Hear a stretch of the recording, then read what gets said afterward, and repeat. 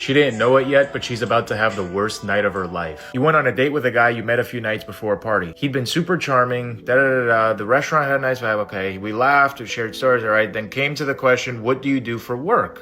Uh-oh. You told him the truth, you're on only... Ooh, Houston, we have a problem. His expression shifted instantly, the warmth disappeared. Duh. He pushed his chair back, stood up, and suddenly the room felt painfully quiet. Without a word, he tossed some cash on the table and walked out. In that moment, you felt small, not because of what you do, but because of how quickly he judged you. Well, yeah, you're an online... Buddy saw the missile and dodged it like a pro, and you're over here, and he paid for your meal. Like, he didn't go far enough, in my opinion, honestly. You got it so easy. Maybe you should call your father and apologize. That's so tough. Guys, just anyone else's husband or boyfriend. Do this. Center Delta 9252, holding short 10 left, ready for departure. Was your flight level 370? 1312 Miami Center, squawk 602. Mocking your husband for a hobby that they enjoy behind closed doors is rude. Posting it online so that others can mock him and make him the butt of the joke is the opposite of love, and it's actually very disrespectful. It should never have a place in your relationship. Your husband should have different hobbies that you don't understand because you're two different people, but you should support him in it because you like seeing him happy.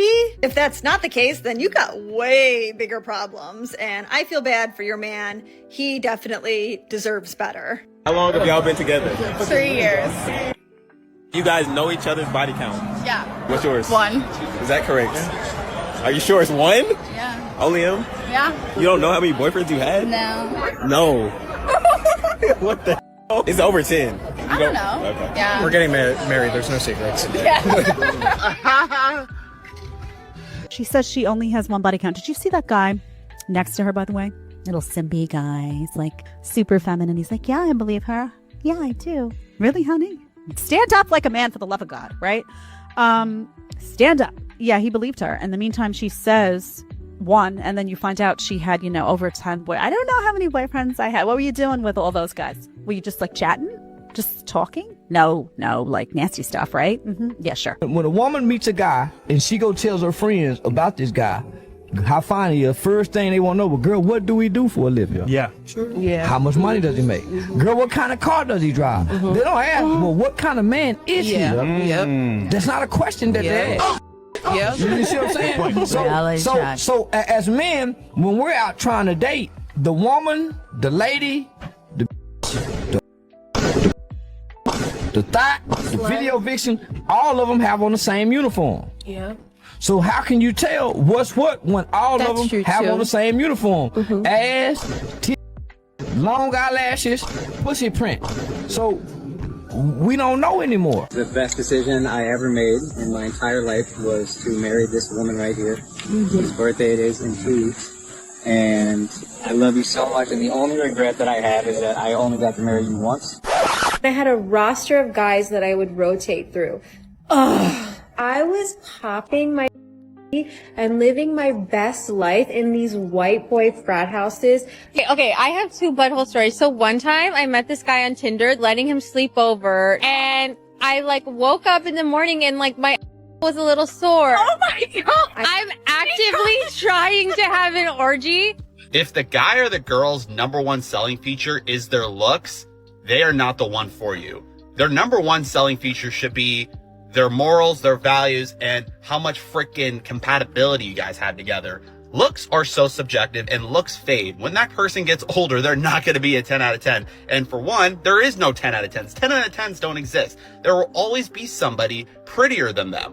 That's just the world we live in. There's always someone that has more of this and more of that. But if you invest in somebody that is attractive in your eyes, but your compatibility is a 10 out of 10, those looks from an 8 out of 10 will grow to a 10. That's the big picture y'all didn't realize.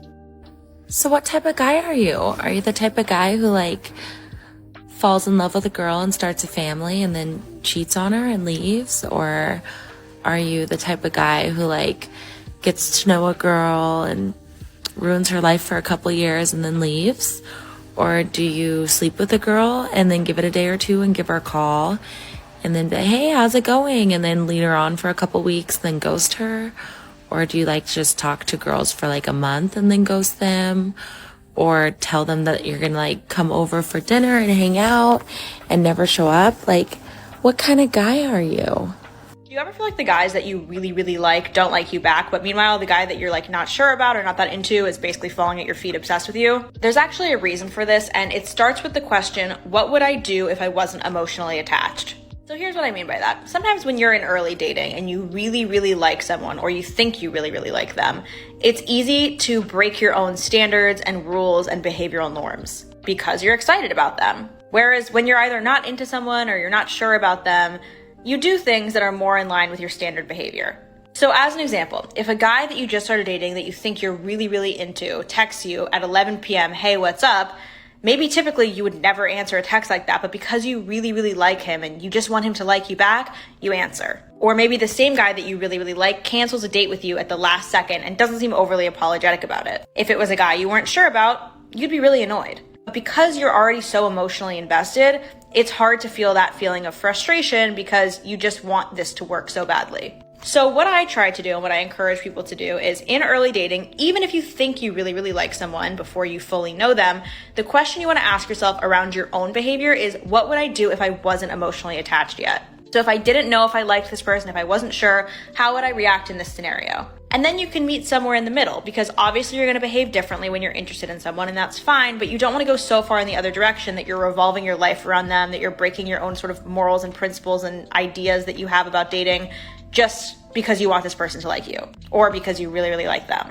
And sometimes that is the reason why the people that you really, really like don't seem to like you back. It's because you're way over investing early on, you're overvaluing them, and they can feel that. It's not about playing games or making someone feel like they have to work for you, but it's about showing an appropriate level of investment based on where you're at in the relationship. And sometimes when you overinvest or overvalue someone, it puts you in this weird position where they feel like they hold all the power in the dating scenario because they know that you're really into them and they haven't shown their cards yet. So it's not about playing games or withholding, but it's trying to think, what's an appropriate level of investment to have right now? What's an appropriate reaction to have to this person's behavior? And that can sometimes help put you in better situations where you don't feel like you're so invested in this person from day one and they're kind of like, whoa, this is too much. Or they're like, I don't have to work hard to build a relationship with this person because they're so into me. So that's the question, is what would I do if I wasn't emotionally attached? Try to think about what your typical behavior would be and then meet somewhere in the middle. Let me know your thoughts, drop them in the comments. Here's my PSA, it's all of the males who go to the gym. If you and a girl are making eye contact over and over, go talk to her. If you guys keep looking at each other in between sets, go talk to her. You don't have to go up and ask for her number, but just go start a conversation. You don't know how many girls I talk to that they're like, he just keeps looking at me, he never comes up to me. And they would genuinely be so happy if you went up to them. Which, I'm a big advocate for girls can go talk to guys, and the guy doesn't have to talk to the girl first. But lots of girls don't think that way. So men, go up to the girl if you keep making eye contact in the gym. And I can guarantee you, they will be happy about that. I just got home from a date. We were going to an event and dinner. We did not make it to dinner. He just dropped me off at home. I'm back home. I've been gone for an hour and 15 minutes. I'm back home. And I have a friend coming to pick me up right now. I just asked him to take me home. You know the amount of times I have wanted to do that while on a date and I didn't, and I just sat there and grinned and bared it. A guy does something or says something or is something that I just don't jive with, and I stick around because it's the polite thing to do. No more of that, girls. Why is this a video? You're 39 years old, honey. 39 years old, you're making a video about this? You're not some like 23-year-old dim-witted TikToker. At least we hope not, right? That you're not in that mindset. 39 years old. And you know what? If you looked back in time and you went back, say, I don't know, 30 years. At 39, a woman would have, be married, have a couple of kids and a dog. Would be an adult. Where are you guys meeting these cute men? Because we go out to the bars every weekend, and we only see cute guys in the run clubs, at bagel shops, at the grocery store. I'm not gonna talk to you at the grocery store. The bar is the best place. Literally. And they don't go out. No, because they have an issue with it, and I don't know why. Because they say, They're not worthy. The girls there are low value. Well, you're never gonna find anyone then. Can y'all please start going out? Because, like, you're not, I know you guys aren't gonna approach us at the grocery store or at the frickin' run club. So, like, no, because you're sober. Why would I talk to you if I haven't had it? It's also like 6 in the morning. God. Like, be so real. Y'all just asked the question, answered it, and proved it.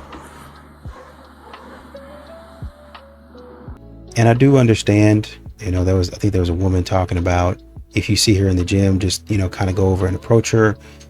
Men don't really do that because there's so many factors that could go wrong, and those factors lead to humiliation. Oh, he came up behind me while I was stretching, and so he might try to, you know, come up from the side, or he came up from the side and he wanted to see me stretching, you know, he wanted to see my arc, or he came up from the front while I was stretching and he stood over me. That's a dominating position. He came up to me while I was stretching and, you know, he bent down, and that's too close. He was in my personal space. Or he came over to me and he bent down, but he was across the way, you know, like maybe like 3 or 4 feet away from me. That was weird because it seemed like he was looking at me from across the room. And there's so many things, like from that one branch, you have so many vines or leaves that could extend that you can quote unquote explore, and that's the reason why men aren't approaching. Well, I understand what she was saying. I want you to go over there with you're not really looking for anything. You just go over there and you have a conversation with her. You don't expect anything, and that's how it's going to go a lot smoother because you don't expect anything from her. You're just there to have a conversation, and if it don't work out, then it don't work out. Problem is, a lot of times modern women, when you approach them in the gym, they think, or they already have their guard up, and they think that you're there for the wrong reasons. Number one. Number two, even if you're not, number two, you would have to, because modern women, they're so focused, and it's part focus, and it's part of it is they're very antisocial. So if you're trying to talk to them in any different scenario that is not most optimal to them, then they're going to think that you're a creep. That's kind of the problem that you're having, right? And so men don't have time to walk into the gym and wait for the perfect time to come and approach you. Men, just like they do in the real world, there's not a lot of perfect time for men. They have to go out into the world and they have to make their way. And so if I'm going to come and approach a woman, it might be, I might walk up to her, or I might wait until she's about to finish a set and then say, okay, cool. Let me go over there. Hey, you know, how are you doing? Wait till I finish my set. You know, can you see I'm breathing hard? Oh, my bad. I come back, you know, after you finish your set, because you ain't thinking about it. You put it out of your mind. You go into the locker room, right? You come out of the locker room. Oh, you know, I don't really have a lot of time. I'm late to work. So maybe catch me next time. Well, he's not at the gym next time. And so it might be 3, 4, 5 days before he talks to you again. Oh, well, you can wait this. Sure, he could. Right. But you're asking why men don't approach. It's because modern women a lot of times keep on putting men off.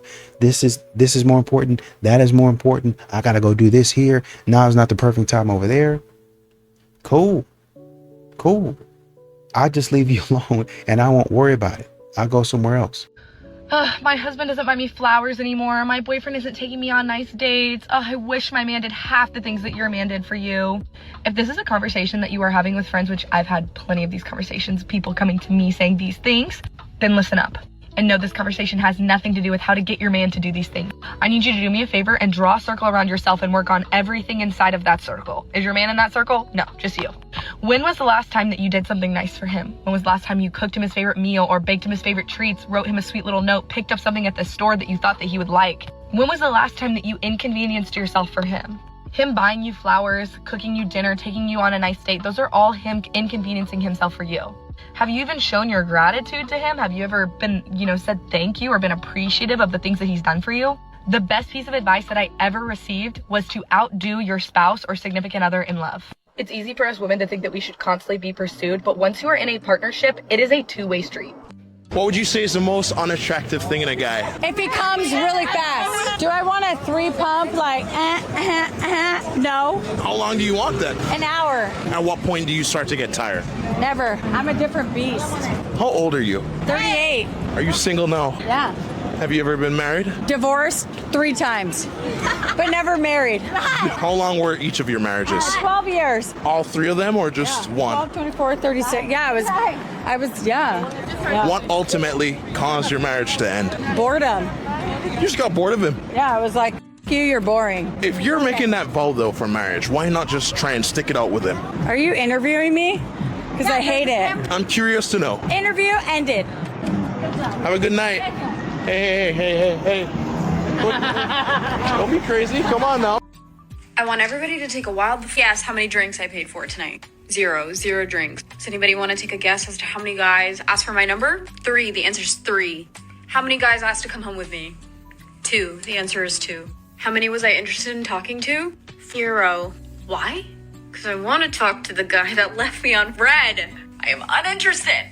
We literally just went through this situation, and I haven't learned my lesson. I want the ones that don't want me. This is definitely an attachment problem. I have an anxious attachment with the ones that don't want me, and an avoidant attachment with the ones that do. I want guys to want me, I just don't want them all the time. You know? I want obsession, but I need space. But not too much space.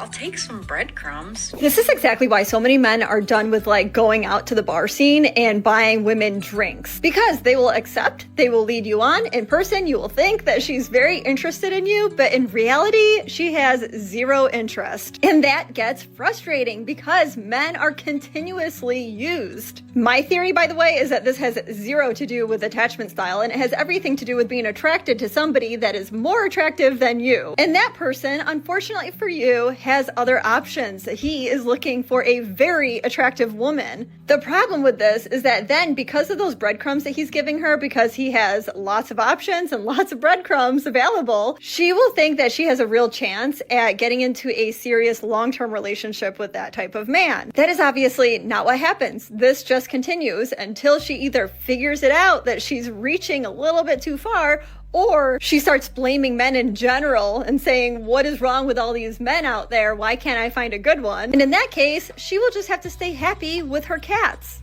If you are a pretty girl and not using your pretty privilege to make you literally millions of dollars, what are you doing? Like, what are you doing? Because I just watched this girl blow up on TikTok, 2.8 million followers in a month. And you know what she did? Like, sugar on my tongue, your body is so sweet, in front of a fridge, okay? And it's just because she's pretty. Like, she's pretty, and a lot of the world is ruled by men's lust. And actually, I would say don't start an OF, but use everything that life is rigged by to your advantage. You know what life is rigged by? Pretty people have a lot more opportunity.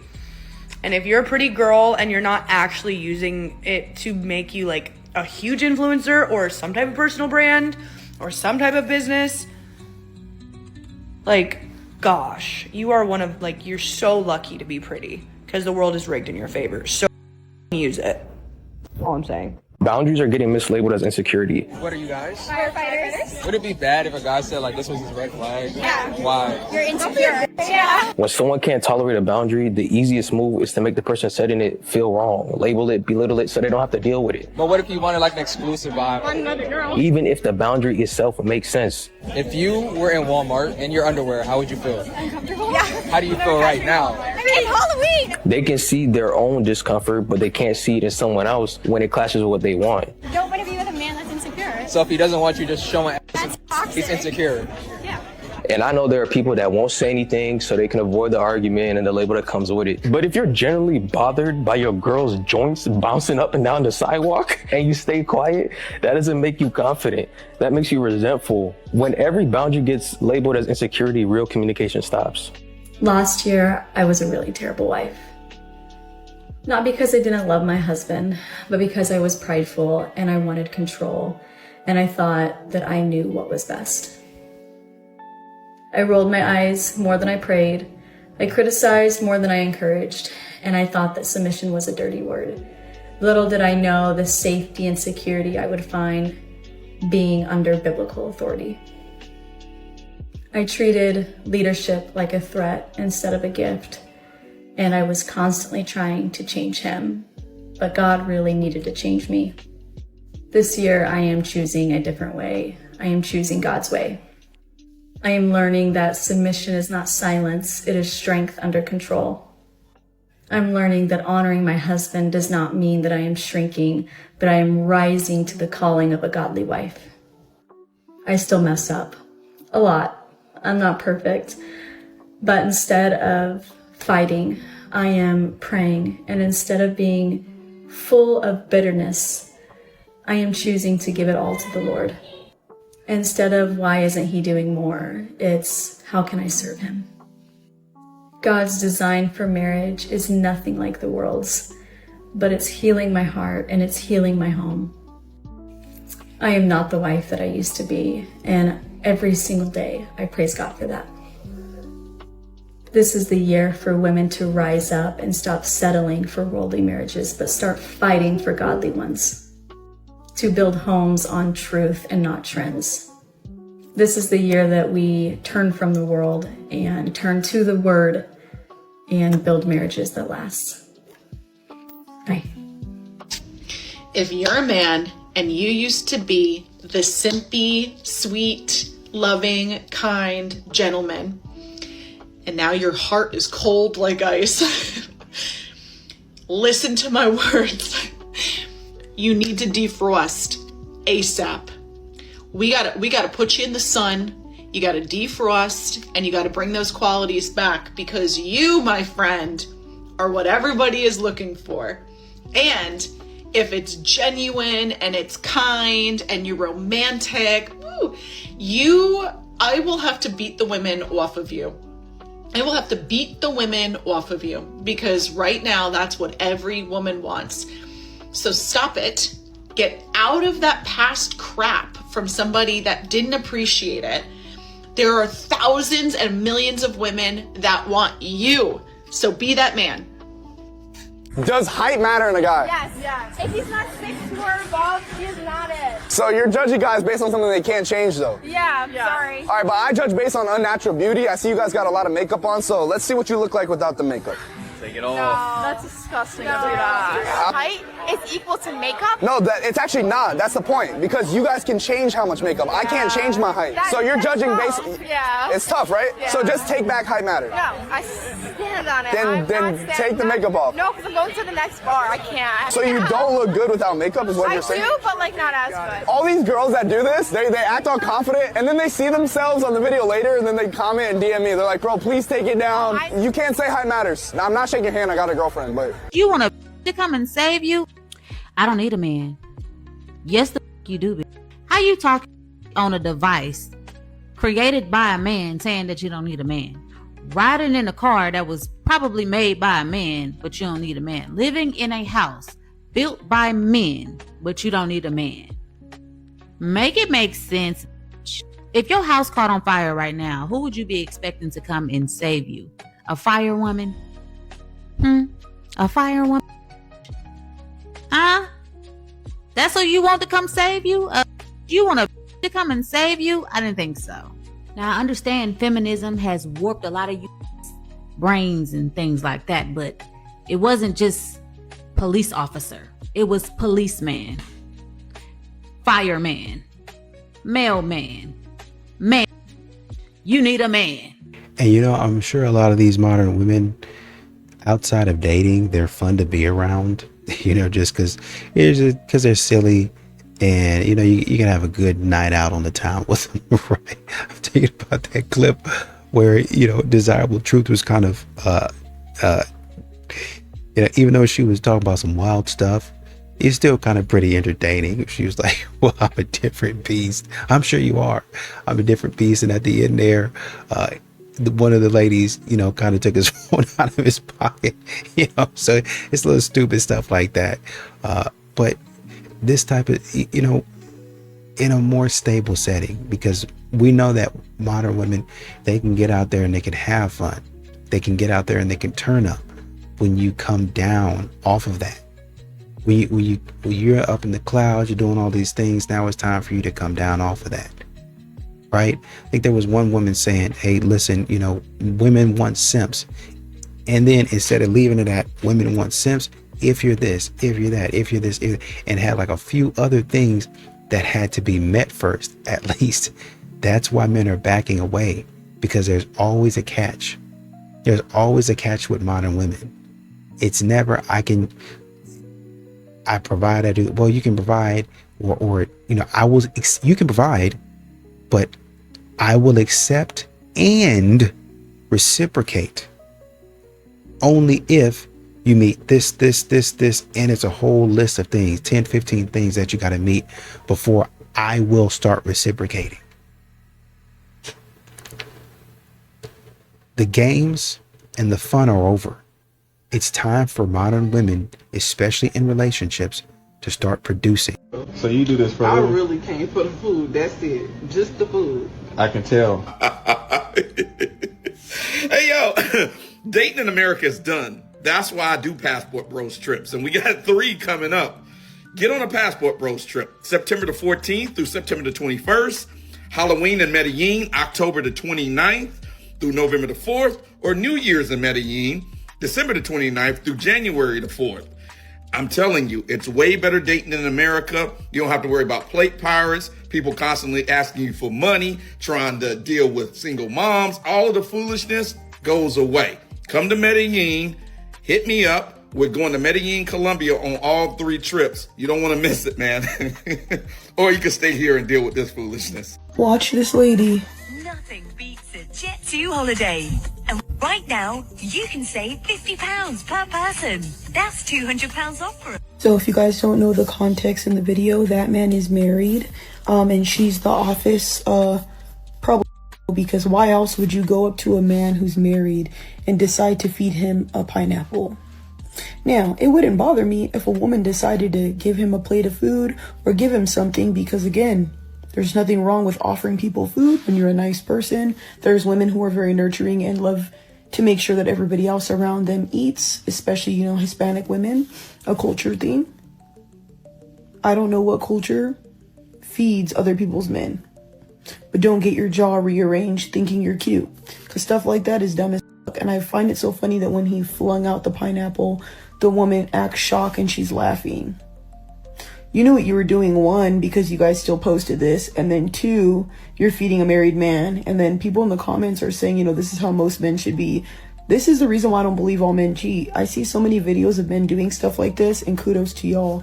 I wouldn't cheat with somebody who's doing stuff like this. I wouldn't cheat at all, but if you're so easily tempted by a girl who probably does that to every single guy she comes across, man, you gotta get locked down. Seriously, you gotta lock it up.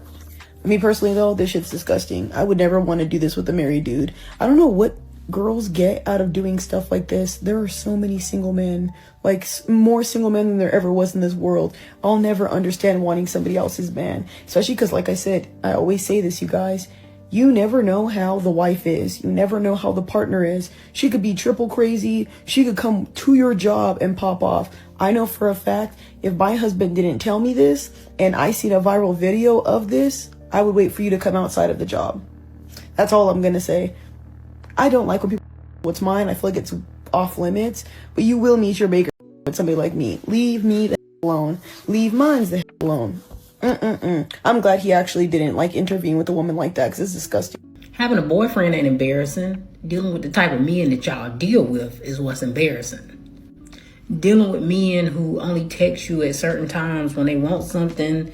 Dealing with men you can't post online, not because you're trying to hide your privacy, but because you scared that he talking to other women and you don't want them coming to you as a woman. That's embarrassing. What's embarrassing is you messing with men who married, being side chicks. You being such a piece of trash that you can't even get first place. That's embarrassing. What's embarrassing is sitting up and having a baby by a man who don't want you with a baby. He's verbalized to you that he don't want a child by you, but you still go ahead and have it. That's embarrassing. Sitting up at the hospital giving birth to a child and the daddy ain't even in the hospital room with you. That's embarrassing. Having to host a baby shower and the daddy not at the baby shower. That's embarrassing. Signing up to be a baby mama to a man who already got multiple baby mamas. That's extremely embarrassing. Dating and sleeping with a man who already got kids but he don't take care of them. That's not only embarrassing, but it's stupid. Letting a man live with you for free is embarrassing. Letting that man drive your car and drop you off at work, that's embarrassing. Giving that grown man money, that's extremely embarrassing. Letting a man have a baby on you and still staying with him, that's beyond embarrassing. Taking cheaters back, very much low self-esteem and embarrassing. Letting a man give you a shut-up ring because he tired of hearing you beg to get married just so he can string you along for 5 years as his fiance and still ain't trying to plan no actual date for the wedding, embarrassing. There ain't nothing embarrassing about having a man who love you and treat you right. But a lot of y'all, you don't pick men who love you and treat you right. And that's the reason why it's embarrassing for you, because the things that you're willing to endure just to have a man is embarrassing. What were some of the things you were told about men while growing up? Don't trust them. Yeah, I agree with that one.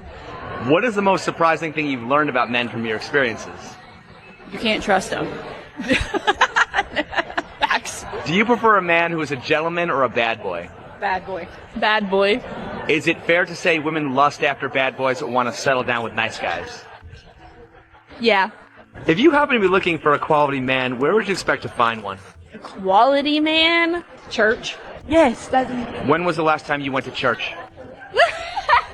To my ladies, if you desire to wear slutty clothing, act promiscuous, bossy, controlling, or manipulative, you, my friend, are operating under a Jezebel spirit. And the way this evil Jezebel spirit is controlling you is through the feminist influencers you follow, the music you listen to, the celebrities you idolize. These are the modern day idols strategically placed in power to twist the minds of young women and to destroy the concept of family God has created. Proverbs 13:20. If you walk with the wise, you will be wise, but a companion of fools will be destroyed. Do not be deceived into thinking that you can listen to Jezebel devil music and not be affected. Do not be deceived into thinking that you can follow promiscuous feminist women on social media and not eventually want to copy them. 1 Corinthians 15:33 says, do not be deceived. Bad company corrupts good character.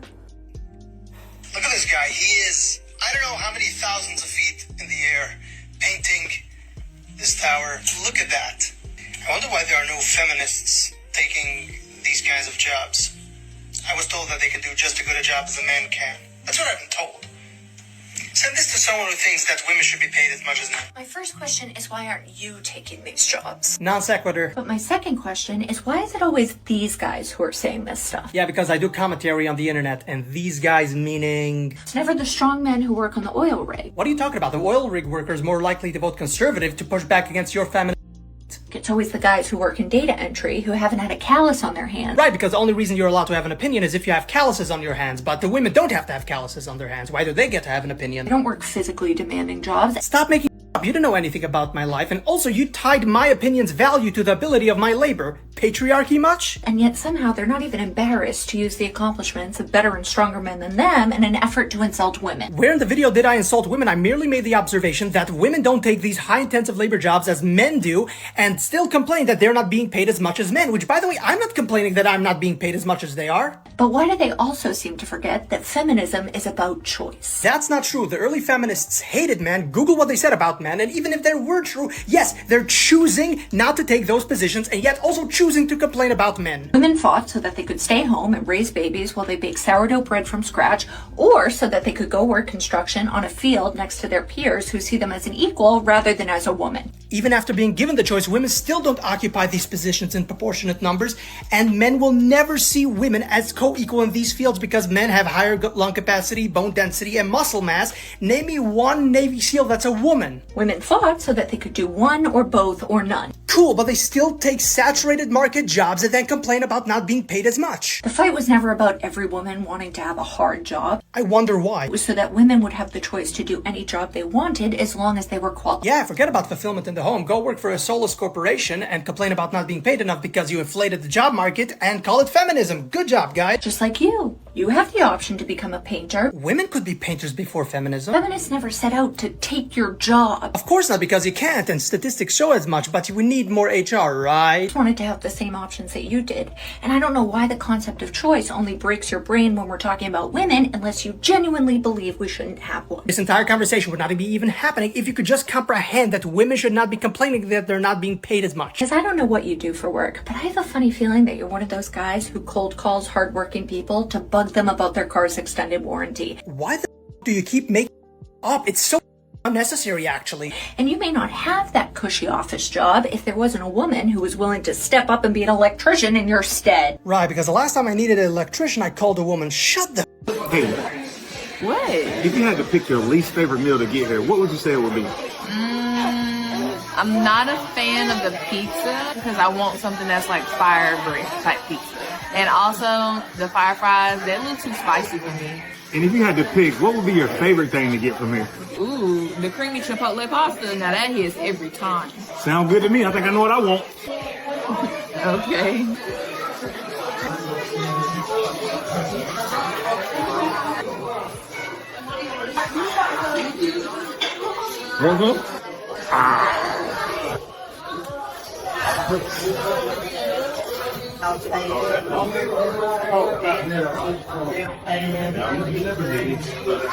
The thing that I think that a lot of people, and I do appreciate what they're saying, but I think a lot of people are thinking that modern women are deceived, like the wool has been pulled over their eyes.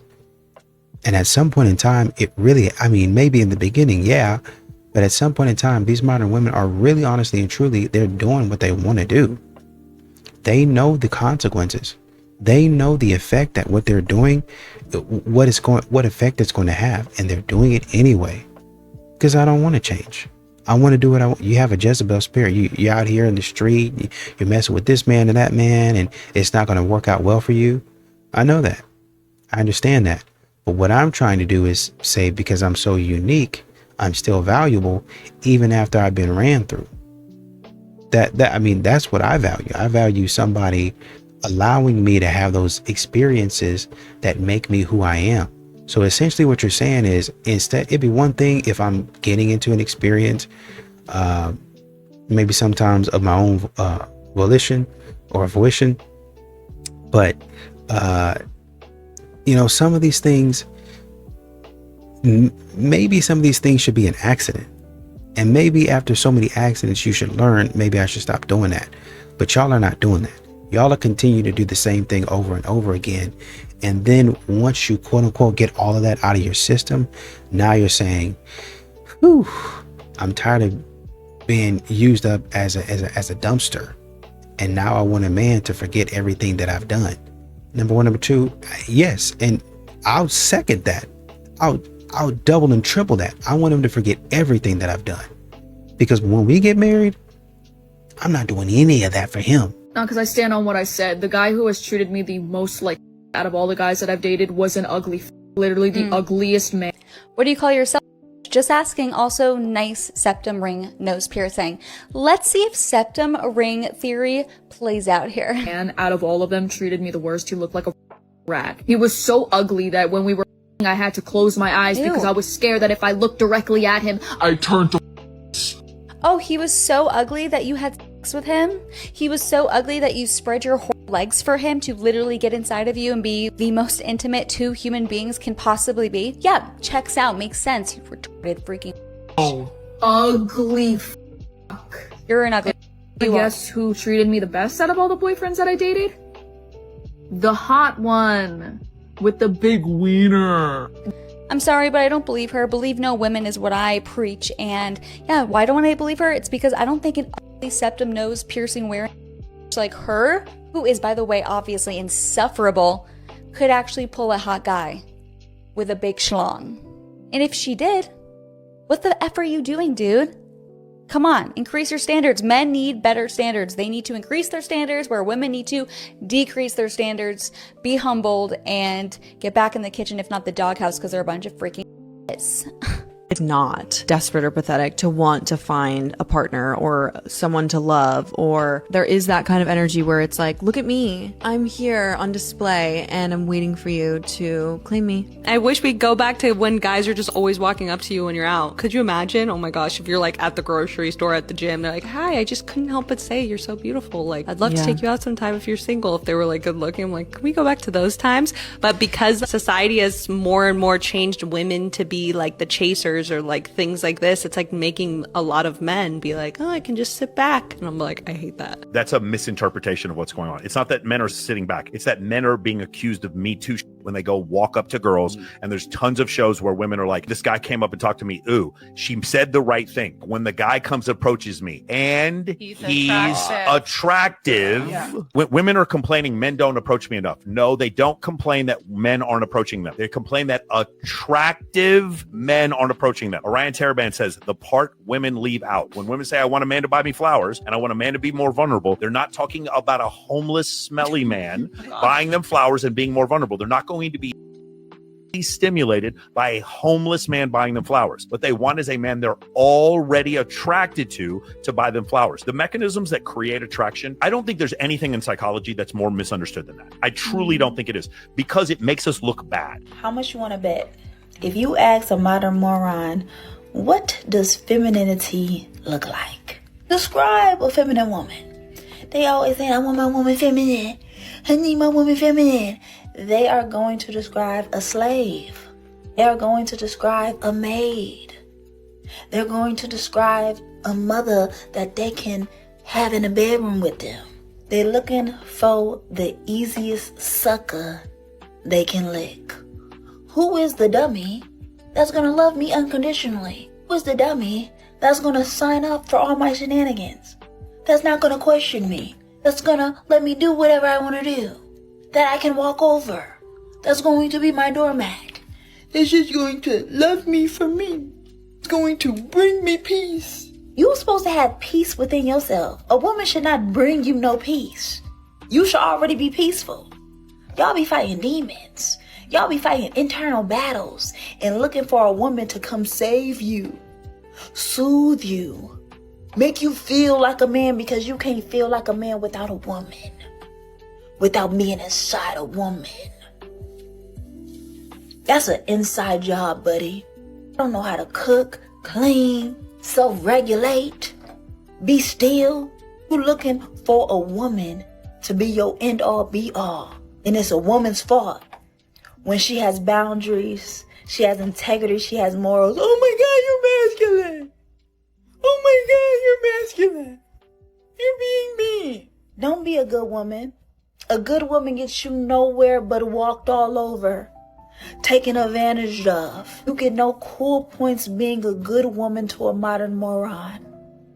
You're going to get resentment. You're going to get taken advantage of. You're going to end up a baby mama. Don't be a fool for none of these bumps. When a man finally makes it, the loudest voice in the room is often the one saying, but she was there with you when you had nothing. But here's the question no one really asks. What was she doing while she was there? Being present and being a partner are not the same thing. A lot of women didn't build. They didn't plan. They didn't pray. They didn't push. They didn't invest, inspire, or even try to understand the vision. All they did was stay. They sat beside the grind, but they didn't carry any weight. They stood next to the dream, but they never added a single brick. These kind of women were simply there. And they were there waiting like a hawk, waiting like an eagle, waiting like a vulture, waiting for the day they could say, I was around before the success. As if proximity alone deserves a prize. Existence by itself is not effort. And being in the same room is not the same as helping to build the house.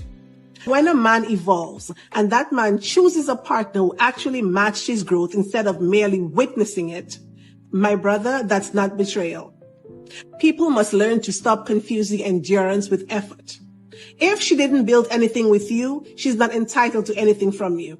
And the key word is entitled. And please don't come in the comments talking about the outliers and children, and we're not talking about that. You guys know exactly what I'm talking about, so stop trying to warp my words to fit your narrative.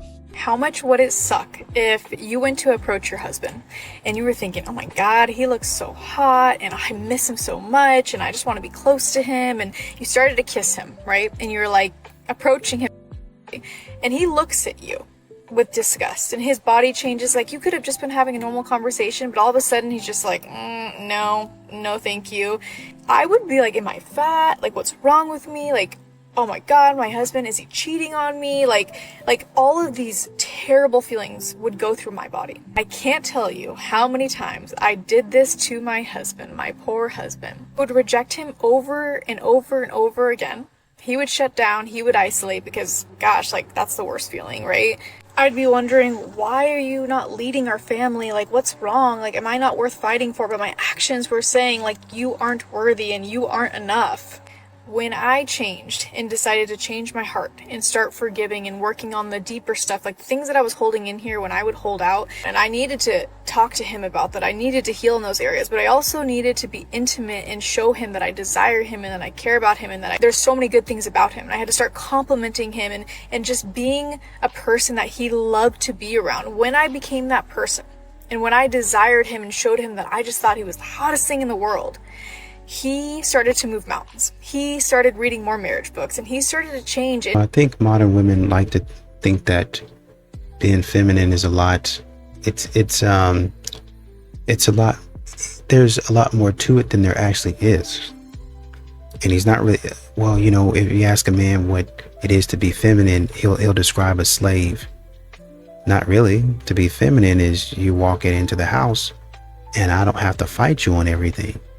You ask me to be the leader, and that's what I'm trying to do.